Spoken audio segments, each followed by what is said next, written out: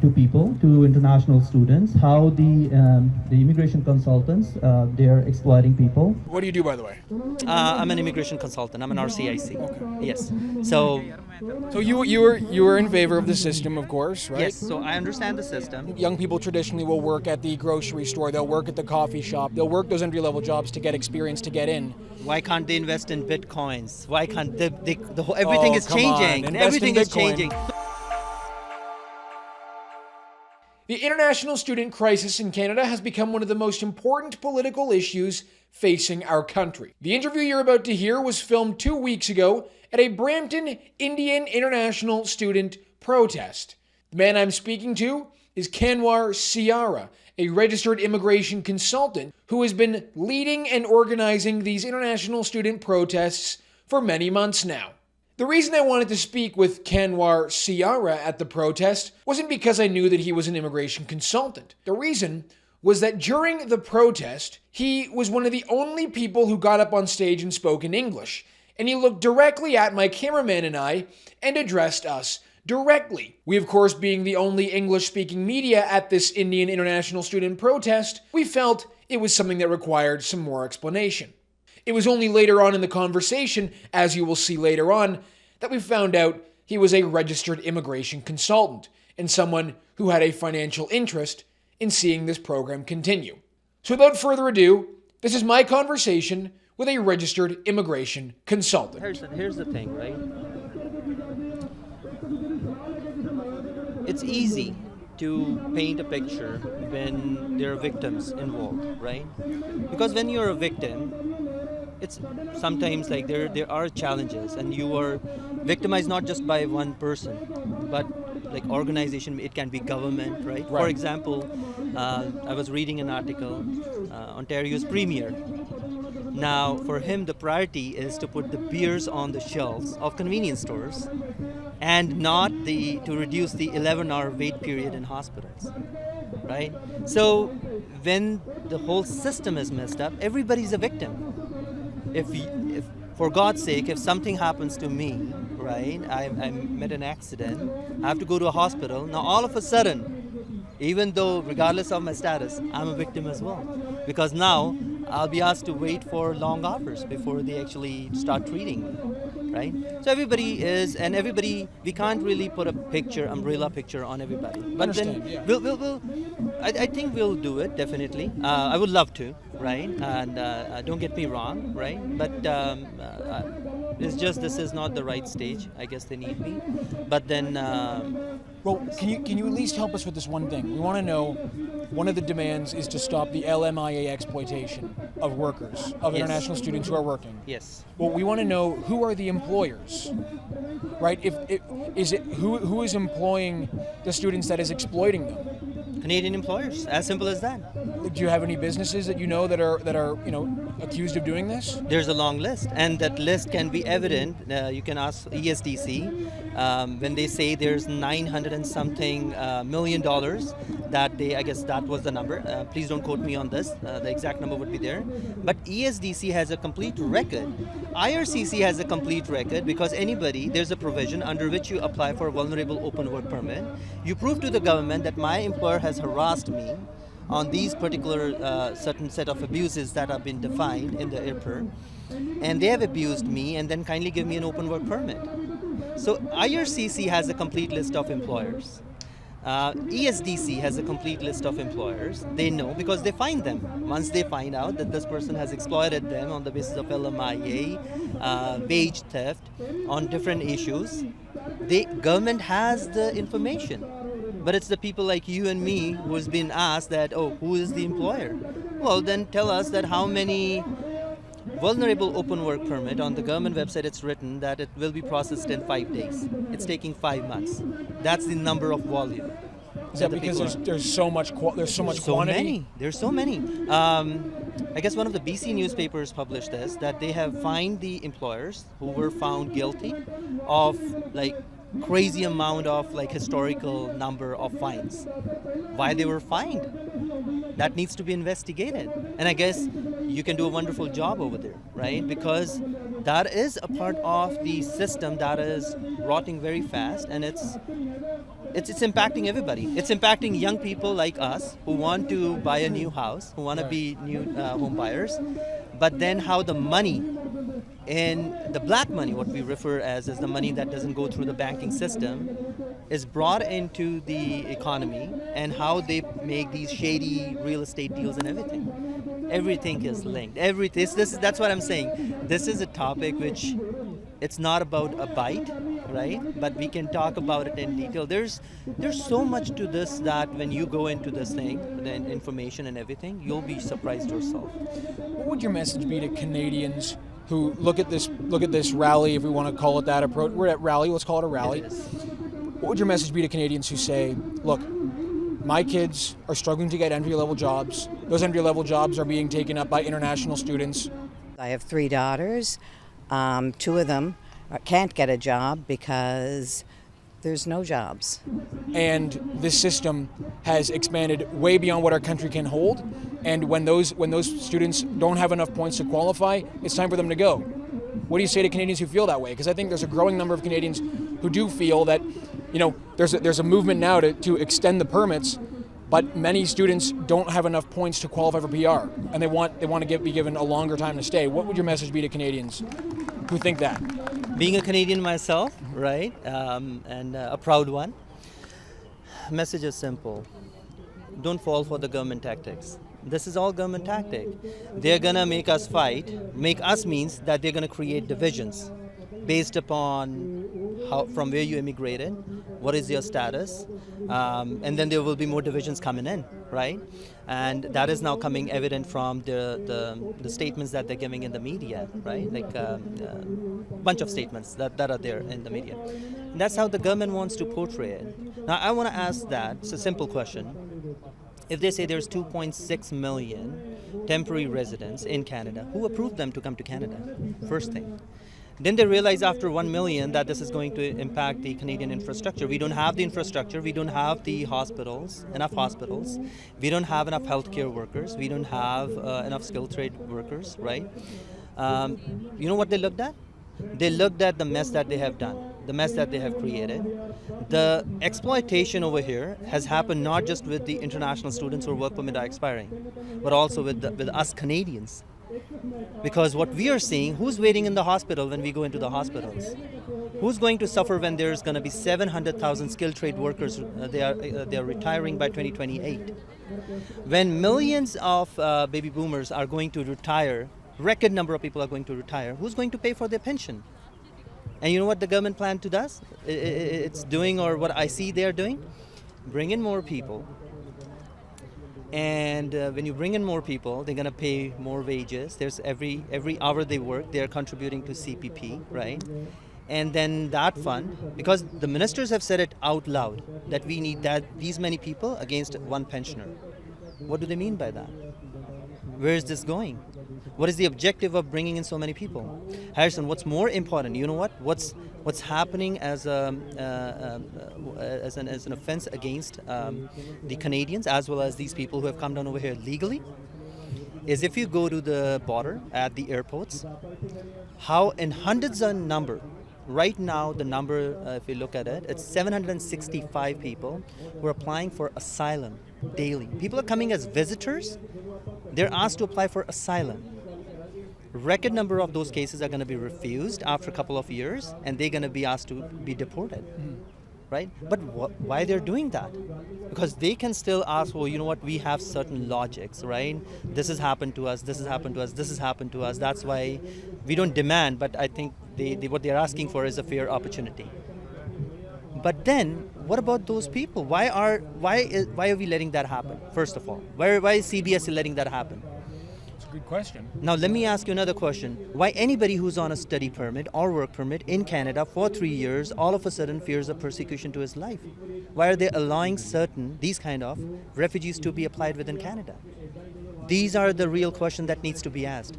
Let's ask the government as Canadians and as community members, because see, Harrison, what's going to happen is that one day, some of them, let's say, right, the government has programs, the government needs them in certain sectors. We are also talking about RPNs, not just entry-level jobs. We are also talking about other sectors, right? And I do agree that they need to be pushed towards those sectors where the government needs them. And then there needs to be a proper plan. But has government anything done with the plan? And that's why we are sitting here talking to each other, both being Canadian, Right. about who should stay over here, who should not, when the people who have the right to do that are sitting there mocking everybody and saying, oh, we're going to get the votes in this name. And who is telling students before they come to Canada that going to colleges is going to get them PR? Because of course people come here with the expectation that they're going to be able to get PR. Who is doing that? Is it agents? Yes. Is it groups like maybe like you've heard of groups like Apply Board who are involved in things like this? Like Absolutely. Colleges are involved. So the colleges are the ones that are saying There's they a can get documentary. Harrison, I've seen it on CBC. The CBC, the Right. Fifth Estate. Yes. And when did it come out? I think it's a year Last ago. year. Yeah, a year ago. You look at the documentary and the evidence that it's providing, and it's asking questions to the Sean Fraser that, you know, this is happening, right? Yes, of course. And he doesn't wake up. You have to change a minister of immigration for the immigration to change the policies. How crazy is that? Shouldn't Yes. they have been like this? Okay, The only thing is though is that, you know, people who get a student visa, that is a temporary visa, right? Agree. Is the government lying to them and saying to them that actually this is a way to get PR, or are they saying you're getting a student visa and when that time is up, you're out of a student visa? You can either apply to PGWP, you can get your PR if you apply, but it's not promised. It's not guaranteed, right? I completely agree with that. And then there's a maybe factor, right?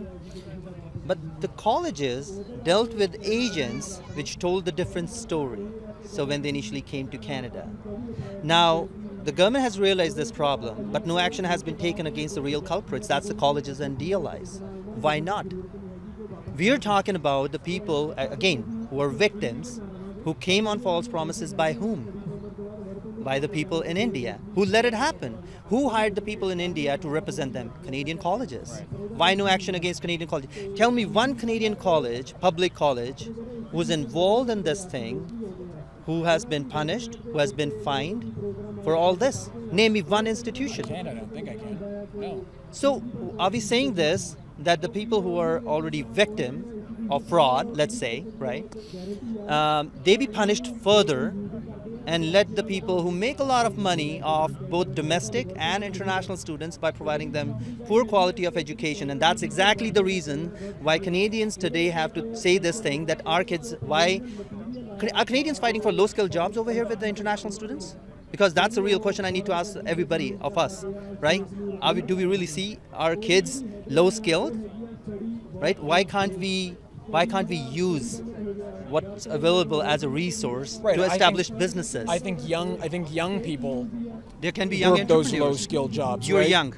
They work, but those young people traditionally will work at the grocery store. They'll work at the coffee shop. They'll work those entry-level jobs to get experience to get in. Why can't they invest in bitcoins? Why can't everything is changing? Everything is changing. No, I'm just saying. I'm just saying that there's young people like us. I don't understand Bitcoin, but then people who are probably half my age are wiser. That's how fast the things are changing, and that's very important. Because when we're looking into these things, we also need to look at the education system. Do you think the Canadian education system is providing good education, equally making them globally competitive? Or do you think they have to compete with a person who's coming, whose even not first language is not even English or French? Think about it. Yeah. If we have to worry about this factor, that somebody who's coming from abroad, who doesn't know the culture, who doesn't know the language, all of a sudden is going to be competing against us? I think the question is, though, if students who are getting student visas, but if students are applying for student visas and getting student visas with the expectation that they're going to get PR, with the plan that that's their way to get into Canada, and that was never promised. Name me one interview where minister himself has said that that's not going to happen. He'll sugarcoat things. It's not a privilege. But they apply for the colleges for the student visa to get PR, right? Harrison, here's the thing. And then so when the rules aren't changed to Meanwhile, we're doing this. You know what the government website says? That you don't even need to be an English speaker in order to apply for study permit in Canada. Meanwhile, we are doing all this. you have to Meanwhile, pass an all this IELTS is score, happening. right? You have to do an IELTS score. They have reduced the score from last year. Earlier it was See, CLB7. I disagree with that, of course. I mean, I think I that's- disagree yeah, with of that. What course. do you mean that you Of course. disagree? I being in this profession, I disagree with that. They're not going to change it. They want us to fight. They want us to have this debate so that they can politicize it somehow, get votes out of it, right? And that's the thing that we are falling for. And honestly speaking, till the time a lot of Canadians are involved in 9 to 5, right? They're not going to wake up to this thing. They have to get out of 9 to 5. They have to ask their representatives the right questions. That everybody's feeling cheated. The taxpayers are feeling cheated. International students are feeling cheated. Temporary workers are feeling cheated. If everybody's feeling cheated, who cheated them? So why then would people want to stay in a system that is cheating them and exploited them and took all their money? Why would they want to keep Not the staying system, here? certain people in the system. See, that's the thing. Certain people in the system, and that's exactly what's the question over here, right? That why can't there be action against them? Are we defending them? Are we defending the people who exploited people? Are we saying that, oh, you know what, there's a problem in the system, but you know what, we're not going to fix it. You go out of this country. Today, they're exploiting them. Tomorrow, it's going to be Canadian citizens, Canadian children. Once they are out of the picture, Harrison, who's going to be their employee? Okay, couple of months back, it was with DQ, I guess, right? It was an article in the newspaper where they had to protest. Canadian children, citizens, they had to protest. They were looking for summer jobs, and the owner was paying them $7 an hour. Don't you think that's because there's an influx of international students willing to Let's not work blame that? everything on our international students. So we have no. but don't you think- so we have don't you think no that's law. to blame? So basically, we have no law. We have no ESDC. We have no labor laws as such. There And should then and there where's the should be. enforcement? Where's the enforcement? Even the kid. The issue over here is that what needs to stop is the exploitation, and everything is gonna fall into the right place. Everything. But do you think it will fall into the right place if, for example, the people here aren't? Let me the- ask the you this people thing, here Harrison. aren't building homes and aren't working in medicine. They aren't working in the jobs that we need them to work in. Harrison, let me ask you this question. Yes. Whom do you think should be the focus right now? People who got educated over here as per Canadian standards, right? Who have the diplomas and degrees, no matter what you want to call them, who have worked over here in the Canadian environment, and why we always picture them making burgers and pizzas. There's people who are working in banks. You go to a TD, you go to BMO, you go to all these financial institutions, you'll find everywhere, even in law enforcement, you'll find them. But the question really that comes down to is that this is not the problem. The problem is those 765 people who are applying for refugee every day, or the CBSA is asking them to apply for refugee or go back. Why should they be given this option? Why are we letting so many people in? Why, I think in general when that there are Canada, just too why many in people. Canada, when citizens are saying our kids don't have jobs, the government is giving billions and billions of dollars outside to other countries. Why is that happening? Those are the questions we need to ask as Canadians, not the questions that, you know what, why there's international students. What we are fighting for? Well, What we are fighting for Yes. is a piece of pie that's already been eaten by the government. Why should we be doing that? Do you think one of the gentlemen we spoke to, this gentleman right here actually, said that they want to shut down the colleges. They want to stop the international students coming in. Do you agree with that? You want to Here's end the mass thing. immigration Here's the thing. and the program? No, see, mass immigration doesn't work in any country. Right. In any country, you take an example of UK. You take an example. If you say that, am I in favor of mass immigration? Not at all. I'm in favor of wise immigration. The issue with Canada is we have declining population. We have millions of people retiring. There are towns that are literally going ghost towns because there's not enough taxpayers left. Because a lot of young people, they left to US or to GTA or to other jobs. I understand that, And but with if negative you, population, how but do you? if you just keep trying to replace an aging population with a new Wise population, immigration. but if you keep doing that, it will only have to keep going forever and ever. Once you start that plan, whereas an aging population is natural, it's a natural phenomenon, and that can be replaced by limiting So let me the ask amount you, of resources you Harrison. Let provide. me ask you this thing. when we say it's easy to blame that there's a lot of people coming from India, right? Right. All right. Well, I'm going to be very straightforward with you, there are, right? yes. Yes, right? Why they're not coming from Europe? It's a great question. There's I no don't know. stop on it. They don't need an LMIA. There's an international experience class where anybody who's in Europe, in most of the countries, and they are provided with a working holidays visa, they can come down over here, work for 2 years. Why they're not coming? Maybe because they don't want to? Why they don't want to? Why the government didn't attract them much enough? Why, instead of 2.6 million, if you're blaming that majority of them came from India, why they were not attracted from Europe? Why that wasn't done? Who has failed us? That's exactly what I'm trying to come to the point over here. You're saying that why they are coming to Canada. Why Europeans are not coming to Canada? Let me ask you this question. Because they don't want to leave their countries. No, because it's too expensive over here as well, right? To rent, to manage, and then there's lack of laws, nobody's labor laws. no one's forcing people from India to come to Canada. Nobody's forcing anybody to do anything over here, right? And that's the free world that we live in. But then, end of the day, right? It's the dream that are being sold. And again, Fifth Estate, CBC warned about it. We have been warning the government about it. About a lot. When the students get international visas, do they or do they not all tell a border agent that they plan to go home after? Very interesting question, because the answer to this lies in a judgment that came a few weeks ago, where the court, in a federal court, a decision has come out where the judge has mentioned this, that they don't have to tell that anymore. Okay.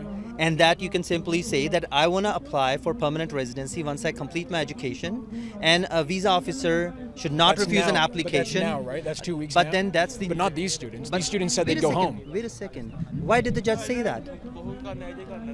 There was some provision in the law. There were some lapses in the law why he had to come out with that statement. It's not that he's making things out of his own. That's the. I So would say even he supports the system that's Here's the exploiting thing. these students. That being said, these students didn't say to a border agent that they would apply for their PR Harrison, and they would protest, how about they would this thing? rally How if about they we didn't get both their come- points. how They about- said they would go home. How about we both come on an agreement over here? The agreement is very simple. The government advertises in India. None of you are going to get the permanent residency. We have a quality education system over here and a diploma course, and after that you're going to be exploited by the employers, and then there's no gonna even if you go to labor court, even if the decision comes out, nobody's gonna pay your dues, right? That's how the system is gonna work over here. And please don't come to Canada, right? Let the government advertise that in India. Why is the government under pressure from DLIs? Why is that when government is trying to make any good changes in the international student program, now all of a sudden the universities association, college association comes in, no, you should not be doing this. Why the Minister of Immigration Ontario had to say this thing that, oh no, I think they are trying to overlap our jurisdiction. Right? Why did not simply appreciate that? Right? Why, when the minister has been warning provincial ministers to take action against all these practices, they didn't do it, and the minister actually has to say this: since you're not going to do it, I'm going to do it. Right? So let's punish the culprits. Let's bring law and order. What is missing right now is that. And I see, as a person, as a professional in this whole system. What do you do, by the way? I'm an immigration consultant. I'm an RCIC. Okay. Yes. So you were in favor of the system, of course, right? yes. So I understand the system. Right. I and I understand how the system works, right? So and quite wouldn't interestingly, Harrison, I completed my studies. I worked with Mercedes-Benz Financial, head office downtown Toronto, top 10 jobs, got out of McDonald's, right? 2010, quit my job, went back to India, spent 9 years over there. That's what you're asking people. Why don't they complete their studies? Why don't they get the experience, gain the experience, and go When back? you were in India, were you doing immigration? No, I was I owned a software company. Yeah, I owned a software company. We provided product-related solutions, right? And then I was providing software solutions to automotive dealerships. Quite interestingly, around that time, I was offered the job by MBF, Mercedes-Benz Financial, because May 2010, it's actually MBF also, Mercedes-Benz Financial. They also came to India at that point, right? So yeah, but then see, why people are coming from those areas is because there are certain issues. They're unhappy with the system that is being run over here, and then they see that this is better system. Let's offer the people who came with hope. I guess every religion has this special provision for hope. That the people who came with hope, let's give them at least the deserving one, right? The fair opportunity. Right? Those that are deserving. I always say those who are deserving. Yes, absolutely. Okay. Absolutely, Harrison. We're on the same page on that one. All right. Thank you, man. Pleasure. Appreciate you taking this. All right. Appreciate it. Thank you. All right.